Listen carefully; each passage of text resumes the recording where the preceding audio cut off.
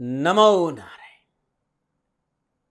जय गौ माता, वंदे मातरम। भारती को प्रणाम और हृदय से ओम शम शनिश्चराय नमः।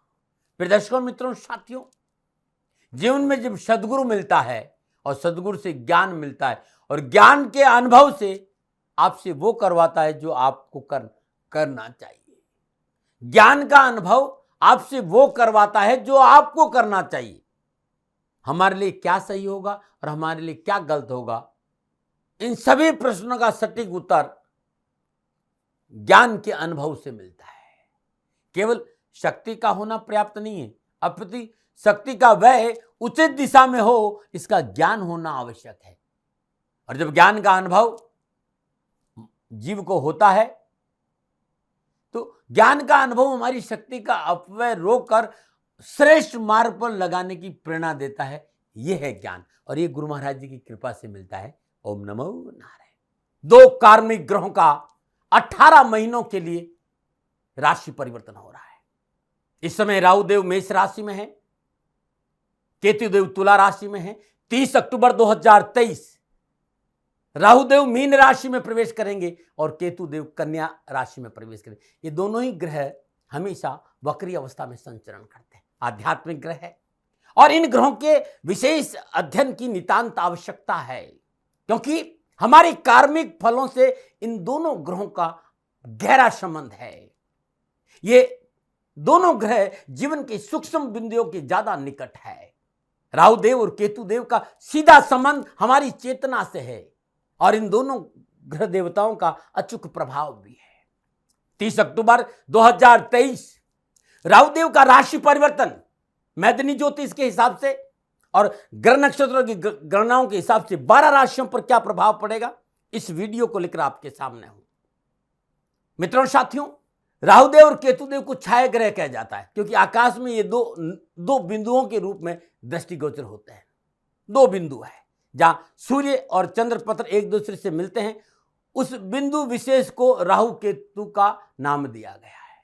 कार्मिक ग्रह है, पावर एक्सिस है। यह अद्भुत पावर एक्सिस का 12 राशियों पर क्या प्रभाव पड़ेगा, बहुत ही अद्भुत वीडियो है आपके लिए। लेकिन थोड़ी सी जानकारी दे दूं तब मैं राशिफल पे आऊंगा। आपको लगता है कि यह नहीं सुनना है तो अब तो आजकल टेक्नोलॉजी बहुत ज्यादा, फॉरवर्ड करके आगे बढ़ सकते हैं।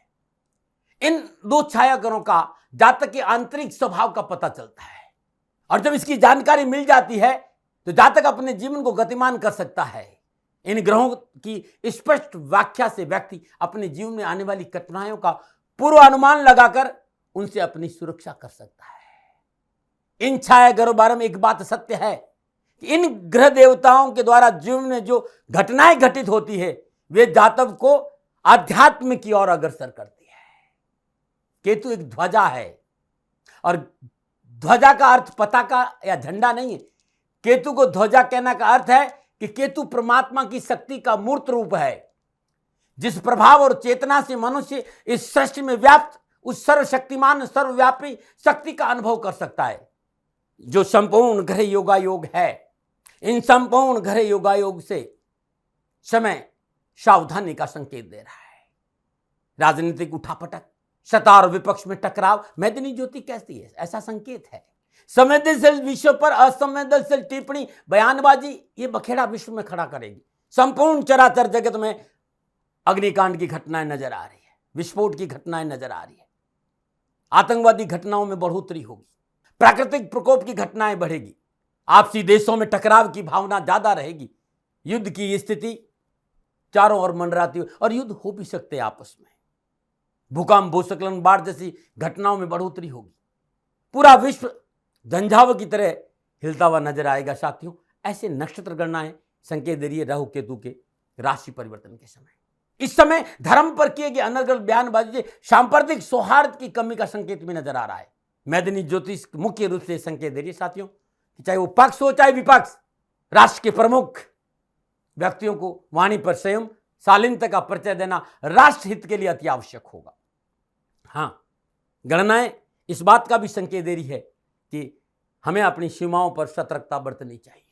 भारत की जनमांग की बात करें तो भारत में वो तबका जो बहुत गरीब है वो विकास की ओर अग्रसर होगा। राष्ट्र में समृद्धि आएगी, सुकून आएगा, आर्थिक पक्ष सुदृढ़ होगा, लेकिन थोड़ा सा शालीनता का परिचय जरूर दे। वाणी पर संयम सभी लोगों को चाहिए।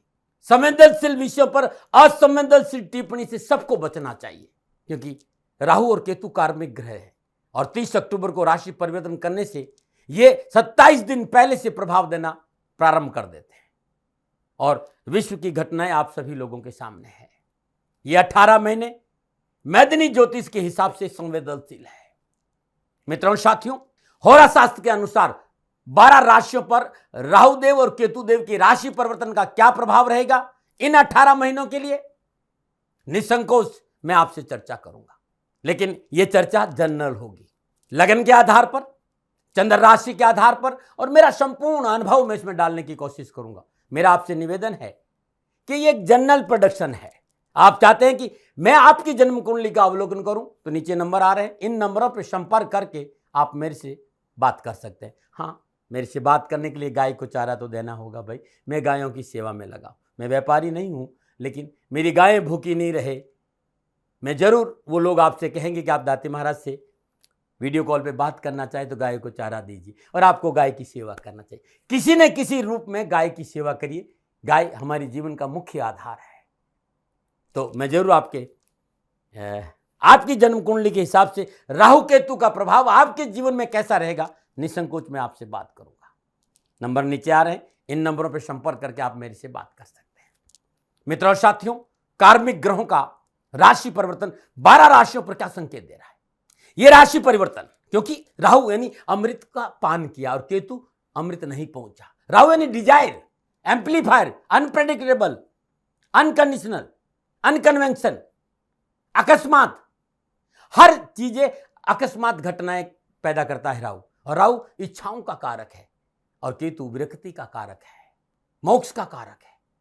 इन दो ग्रहों का राशि परिवर्तन से 12 राशियों पर क्या प्रभाव पड़ेगा, अब मैं भाचक्र की 8वीं राशि की बात करूंगा, यानी वृश्चिक राशि की। वृश्चिक राशि वालों के लिए 30 अक्टूबर 2023 को राहु देव का और केतु देव का राशि परिवर्तन क्या फल प्रदान करेगा। इस समय राहु देव मेष राशि में है, 30 अक्टूबर को मीन राशि में आ जाए। केतु देव तुला में है, वो कन्या में आ जाएंगे। तो वृश्चिक राशि वालों के लिए पिछले 18 महीनों से राहुदेव आपकी जन्मकुंडली के 6ठे भाव में विराजमान थे, और जन्मकुंडली का 6ठा भाव रोग का है, शत्रु का है, ऋण का है। और यदि आपकी जन्मकुंडली में राहुदेव शुभ फल नहीं विराजमान है, या आपकी दशा और अंतर्दशा पिछले 18 महीनों से अच्छी नहीं चल रही है,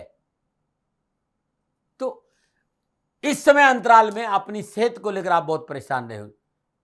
सेहत के साथ साथ होने वाले व्यय भी आपकी मानसिक शांति को भंग जरूर की होगी। यदि दशा और अंतर्दशा ठीक नहीं और राहु अनुकूल विराजमान नहीं हो तो बिना गलतियों की सजा आपको मिली होगी, क्योंकि शत्रु पक्ष के षड्यंत्रों ने आपको हिला दिया होगा। शत्रु पक्ष से आपको 2-4 होना पड़ा। कोर्ट कचहरी के मामले में उलझने से हमेशा तनाव की स्थिति झेलनी पड़ी होगी इन 18 महीने, क्योंकि वृश्चिक राशि वाले के स्वभाव में हमेशा आगे रहना पसंद है। वो आपकी राशि के स्वामी मंगल देव है, जिन्हें सेनापति का दर्जा प्राप्त है। बहुत अच्छे प्लानर है आप, लेकिन 18 महीने में आपकी सारी प्लानिंग पर पानी फिर गया होगा, यदि दशा और अंतर्दशा अनुकूल नहीं है। जिस कॉन्फिडेंस के बलबूते पर आपका दबदबा था, वो कॉन्फिडेंस पता नहीं क्यों डगमगाने लगा, क्योंकि राहुदेव आपके 6ठे भाव में, और 6ठा भाव त्रिक भाव में शामिल होने की वजह से यदि दशा और अंतर्दशा ठीक नहीं है तो थोड़ा सा मनोवेद, धन की कमी नहीं, आर्थिक पक्ष सुदृढ़ है, कामकाज नौकरी में कोई तकलीफ नहीं, लेकिन थोड़ा सा मन जो दशा है वो बेचैनी वाली रही होगी। राहुदेव हमेशा 6ठे भाव में अच्छा फल देते हैं, लेकिन यदि आपके जन्मकुंडली में राहुदेव शुभता लिए हुए नहीं है या अन्य मेलाफिक ग्रहों के साथ विराजमान है, तो ये आपके लिए प्रतिकूल परिस्थितियां पैदा करते हैं, आपके वर्क प्लेस में प्रॉब्लम क्रिएट करते हैं, क्योंकि 6ठा भाव नौकरी से संबंध रखता है। इन पिछले 18 महीनों में वर्क प्लेस पर बहुत सी समस्याओं का सामना करना पड़ रहा है। इसका मतलब यह कि राहुदेव अनुकूल स्थिति में नहीं और दशा अंतर्दशा आपकी ठीक नहीं। मन मुताबिक काम करने के लिए वातावरण बहुत जरूरी होता है, वो नहीं मिलता है, रिजल्ट नहीं आता है। जो आप देना चाहते वो रिजल्ट देने की आपकी क्षमता वो नहीं दे पाते, क्योंकि वृश्चिक राशि वाले काम में अपना 100% देते हैं, क्योंकि मंगलदेव की ऊर्जा का प्रभाव इन पर रहता है। लेकिन इस बार ऐसा नहीं हुआ होगा। आपने काम किया होगा, क्रेडिट और ले गया, मेहनत आपने की, तारीफ दूसरा ले गया। नौकरी में प्रमोशन आपको मिलना चाहिए, लेकिन प्रमोशन किसी और को मिलेगा, यदि आपको राहुदेव अनुकूल नहीं बैठा या दशा अंतर्दशा अच्छी नहीं है। कोर्ट में बस तारीखें मिली लेकिन फैसला नहीं आया। ये सब इसलिए झेला क्योंकि राहुदेव अनुकूल विराजमान नहीं थे। वहां विराजमान छठे में होकर दसम भाव को देख रहे थे, सप्तम दृष्टि 12वें भाव को, नवम दृष्टि दूसरे भाव को देख। अब छठा भाव नौकरी है, दसम भाव कर्म है, आपकी आजीविका और कारोबार देखा जाता है। द्वादश भाव हॉस्पिटल का चक्कर है, धन, परिवार, सेहत, खर्च, नौकरी, इस सब में 18 महीनों से कहीं न कहीं कोई न कोई परेशानी आई है। कोई एरिया नहीं बचा है जहां से तीरों का निशाना आपके ऊपर नहीं आया हो। यानी चौथरवा मार 18 महीनों में आपने झेल। लेकिन अब आने वाले 18 महीने आपके लिए खुशियों की सौगात लेकर आने वाले। हाँ, लेकिन आपकी अपनी दशा और अंतर्दशा जरूर साथ देने वाली होनी चाहिए, नहीं तो फलादेश में फर्क आएगा। यदि आपकी दशा ठीक नहीं है तब आपको 6-8-12 की दशा है या नीच ग्रह की दशा है, प्रतिकूल ग्रह की दशा, तब परेशानी आएगी। लेकिन पंचम भाव में राहुदेव का फलादेश अच्छा रहेगा। दशा और अंतर्दशा का फर्क पड़ेगा भाई। आप कहीं दाते महाराज आपने तो ऐसा बताया था, हाँ इसका उल्टा हो गया। ये छोटी छोटी बातें जरी जिस पर आपको ध्यान देना होगा। यदि आपकी दशा और अंतर्दशा अच्छी चल रही है तो 30 अक्टूबर को राहुदेव आपके पंचम भाव में संचरण करेंगे और आपको अच्छा परिणाम देंगे। कोई भी अच्छे परिणामों से आपको रोक नहीं सकता। फिर अपने सपने, अपनी उम्मीदें, अपनी आशाएं लेकर आप तैयार हो जाए, क्योंकि जिंदगी फिर अपनी खुशबू बिखेरने के लिए आपके आसपास आने वाली है। जिसके सुगंध से प्रभाव से आप झेले कष्ट, समस्याएं, परेशानियां, बाधाओं के निशान मिट जाएंगे। फिर अपनी जमी होगी और अपना आसमान होगा। जितना ऊंचा जाना चाहते उतनी ऊंचान बढ़ेंगे। फिर आगे बढ़ने से आपको कोई नहीं रोकेगा, क्योंकि तब आप एक सेनापति की फॉर्म में होंगे और अपने वास्तविक रूप में होंगे। कोई रोक टोक नहीं, अपने निर्णय, अपने फैसले और अपना रास्ता। क्योंकि पंचम भाव त्रिकोण भाव है जिसमें बहुत शुभ माना गया है। पंचम भाव में राहुदेव विराजमान होकर पंचम दृष्टि भाग्य स्थान को देखे, सप्तम दृष्टि 11 भाव और नवम दृष्टि लगन भाव है। नवम भाव तीसरा त्रिकोण है, धर्म कर्म यात्राओं से संबंध रखता है। एकादश भाव आय स्रोत है जिसमें राहुदेव विस्तार करने वाले हैं। ये विस्तार आपकी प्रमोशन के रूप में भी हो सकता है, आपकी नौकरी में नए व्यापार के रूप में भी हो सकता है। तो अच्छा समय है, क्योंकि छठे 10वें भाव की बाधाएं हटने वाली है। कार्य क्षेत्र में कुछ ऐसा जरूर होगा जो आपके लिए अच्छा होगा। लगन पर राहुदेव का प्रभाव, यानी आपकी सोच का विस्तार, आपकी सेहत का विस्तार, आपके कॉन्फिडेंस का विस्तार, इस विस्तार से आपकी जिंदगी की रफ्तार पकड़ने वाली है आने वाले 18 महीनों। वृश्चिक राशि वाले राहुदेव मीन राशि पंचम भाव से गोचर करेंगे, केतुदेव कन्या राशि एकादश भाव। थोड़ा सा और समझिए, पंचम भाव प्रेम है, संतान है, पेट है, शिक्षा है, आपका लर्निंग है, आपकी बुद्धि है। पंचम भाव त्रिकोण का भाव है, त्रिकोण सभी ग्रह अनुकूल और लाभदायी फल देते। पांचवा भाव आपका बुद्धि का भाव भी है, आपकी क्रिएटिविटी है, रचनात्मकता भी पांचवा, आपका विजडम है पांचवा भाव। राहुदेव पंचम भाव का संचरण को अलग संकेत देता है। इस बात का ध्यान नहीं दिया तो और क्रिएटिव और एक्सप्रेसिव स्थिति हो सकती है, क्योंकि यहाँ बुद्धि को शांति से बैठने नहीं देंगे राहुदेव।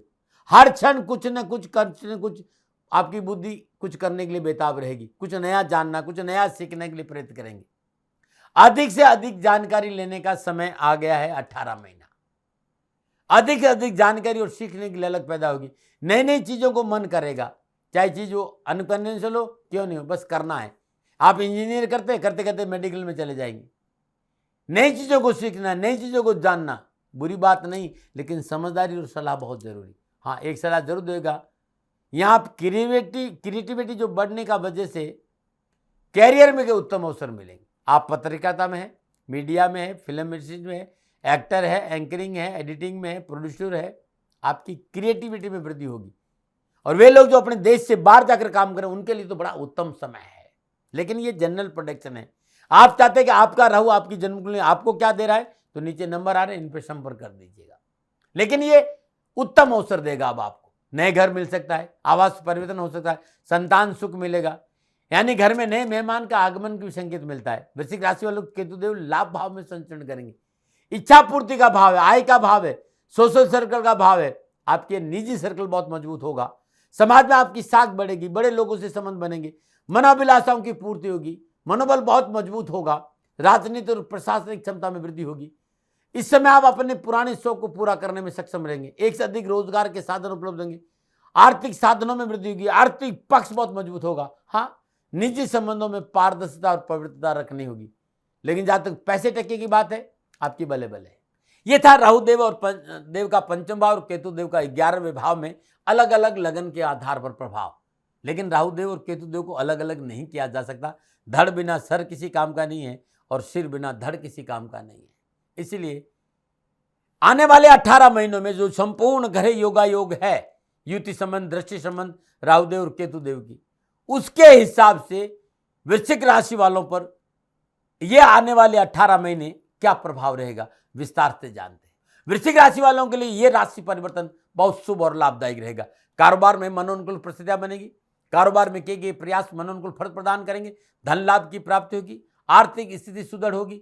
नए व्यवसाय में बढ़ोतरी होगी। पारिवारिक समस्याओं का निवारण होगा। सुख, सौभाग्य, ऐश्वर्य, मान सम्मान, यश, कीर्ति की पताका लहराएगी। और शेयर मार्केट में भी सफलता में, शिक्षा के क्षेत्र में उत्तम अवसर मिलेंगे। चाहे आपका इंस्टीट्यूट है, चाहे स्कूल है, चाहे कॉलेज है, अच्छा अवसर मिलेगा। अतिरिक्त आय के साधनों में वृद्धि होगी। संतान को विशेष सफलता मिलेगी। संतान की ख्याति बढ़ेगी। युवा वर्ग, विद्यार्थियों को पैसा कमाने में अच्छा मौका मिलेगा और शिक्षा में सफलता मिलेगी। परीक्षा और प्रतियोगिता में सफलता मिलेगी। अविवाहितों के लिए विवाह का योग भी। तो हर दृष्टिकोण से बात करूं तो वृश्चिक राशि वालों के लिए राहु देव का राशि परिवर्तन उत्तम रहेगा। कहीं कोई हाँ, थोड़ा सा सकारात्मक सोच, निर्णय क्षमता मजबूत, व्यर्थ के भय भ्रम, फॉल्स इल्यूजन से बचना बहुत जरूरी है।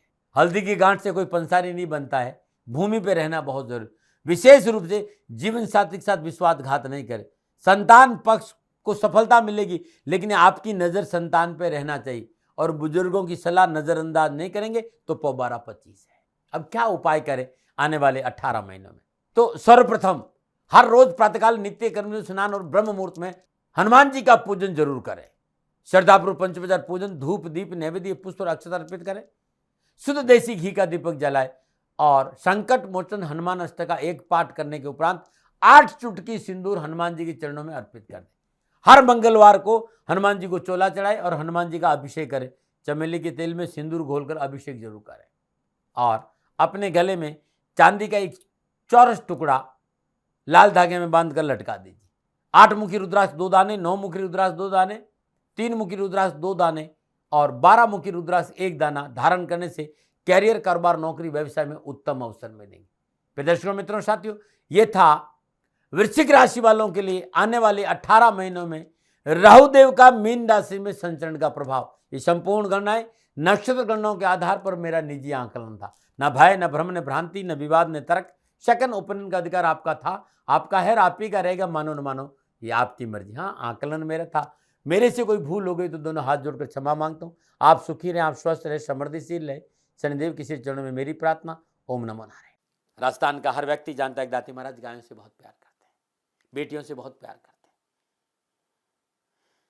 हजारों सैकड़ों बेटियों के लिए, जीवन के लिए मैंने अपना संपूर्ण जीवन दिया है और ये मेरा शौक था, मेरी राष्ट्र की धरोहर थी और ये करना मेरा कर्तव्य और कर्म था। मैं आपको किसी वजह से नहीं सुना रहा हूं, बस खाली बता रहा हूं कि ये मेरा जीवन का लक्ष्य रहा है। मनुष्य हूं और मानव होने के नाते मेरा कर्तव्य है कि मैं अपनी राष्ट्र की सेवा करूं। मैं इस राष्ट्र का नागरिक हूं। 30 सालों से मैं बेटी बचाओ और गौ सेवा में अपना जीवन इस राष्ट्र के साथ लगाया है। वर्तमान परिस्थितियां आर्थिक दृष्टिकोण से मेरी अनुकूल नहीं है। धन नहीं मांग रहा हूं कि मुझे आप पैसे दीजिए, नहीं। पहले भी कभी नहीं मांगा और अब भी मैं नहीं कह रहा हूं और ये मेरा अहंकार नहीं है, क्योंकि धन को लेकर मैं राष्ट्र के सामने कभी नहीं आया था। हमेशा मैंने ये कहा कि साहब सेवा करिए, आप, मैं भी सेवा करता हूं, आप भी सेवा करिए। धन नहीं चाहिए, लेकिन वर्तमान में जो आर्थिक परिस्थिति हैं वो मेरे को ये कहने के लिए मजबूर कर रही है कि सन्निधान गौशाला की गायें दुखी नहीं रहे, इसके लिए मुझे आपका सहयोग चाहिए। और सहयोग के लिए मैं स्वयं आपके साथ खड़ा हूं, आपकी समस्याओं के समाधान के लिए। भाई, आप अपनी जन्म कुंडली का अवलोकन कराना चाहते हैं, आप अपनी जन्म कुंडली बनाना चाहते हैं, आपको बहुत सी चीजों की जानकारी चाहिए, तो मैं आपके साथ खड़ा रहूंगा, पूरे साल खड़ा रहूंगा, जब तक जीऊंगा तब तक खड़ा रहूंगा। नंबर आ रहा है, इन नंबरों पे संपर्क करिए, आप मेरे से बात करिए, लेकिन इसकी एवज में गायों के लिए चारे की व्यवस्था कर लीजिए। और इसीलिए मैंने कहा था कि भाई थोड़ा दिन इस समय मैं परेशानी में हूं और मेरी गायें चारों को लेकर थोड़ी सी परेशान है। ऐसा हृदय से आया, लोगों ने कहा कि राष्ट्र आपसे प्यार करता है दाती महाराज, एक बार निवेदन करिए। तो मैं दान नहीं मांग रहा हूं, फिर भी मैं अभी भी मेरा ये अहंकार नहीं है साथियों, मेरा राष्ट्र सर्वोपरि है। मैं ये नहीं कह रहा हूं, मैं ये कह रहा हूं मैं परिश्रम करूंगा आपके लिए, और परिश्रम के एवज में गायों के लिए चारे की व्यवस्था करिए। शनि भगवान आपकी रक्षा करे और आपका जीवन सदा खुशियों से भरा रहेगा, ऐसा मेरा निवेदन। और वे लोग जो सक्षम है, सामर्थ्यवान है और जिन्हें दाती महाराज के ज्योतिषीय समाधान की आवश्यकता नहीं, तो उनको मेरा प्रणाम। क्योंकि बहुत से लोगों को मैंने देखा है पिछले एक महीने में लगभग 20 से 25-50 लोग ऐसे भी हैं जिन्होंने शनिधाम गौशाला में 2100 रुपया चारा कर दिया है। मैं उन सब के प्रति अपना आभार प्रकट करता हूं और यह सहयोग मैं जीवन भर याद रखूंगा। मित्रों, समय ऐसा है कि मेरी परिस्थिति आर्थिक दृष्टिकोण से अनुकूल संकेत नहीं दे रही है, इसलिए मैंने राष्ट्र से कहा कि शनिधाम गौशाला में परेशानी नहीं चाहिए। सरकार सपोर्ट कर रही है, अपनी सीमाओं में रहते हुए जो सरकार करती है, लेकिन उससे पूरा नहीं पड़ता है, ये आप भी जानते हैं। शासन की अपनी एक सीमा है और अपनी मर्यादा है, और शासन के पास और बहुत से काम है। लेकिन फिर भी मैं आप सभी का धन्यवाद देते हुए हृदय से पुनः एक बार निवेदन करना चाहता हूं कि आपको लगता है कि दाती महाराज के साथ शनिधाम गौशाला में खड़ा रहना है, तो नंबर है, जरूर सहयोग करें। मेरा कोई दबाव नहीं है, प्रार्थना थी। ओम नमो नारायण। ओम नमो।